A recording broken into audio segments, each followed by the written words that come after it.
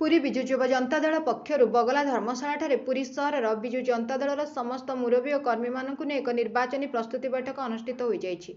नवनिर्वाचित राज्यसभा सांसद माननीय श्रीजुक्त सुभाषिष खुंटिया संयोजन में पुरी जिला युवा जनता दलर सभापति श्रीजुक्त नारायण स्वाई सभापतित्व में सभा कार्य होता। ओडिशार मुख्यमंत्री नवीन पट्टनायक को षष्ठ थर मुख्यमंत्री भाव में पुरी लोकसभा प्रार्थी श्रीजुक्त अरूप पट्टनायक और पुरी सदर विधानसभा प्रार्थी श्रीजुक्त सुनील महांती को विपुल भोट रे विजयी कराइबा बैठक में निष्पत्ति होता। अन्यमानक मध्य पूर्वतन मंत्री तथा ब्रह्मगिरी विधायक श्रीजुक्त संजय कुमार दास वर्मा सहित बीजेडी बहुत तुंग नेता कर्मी कार्यक्रम में जोग देते।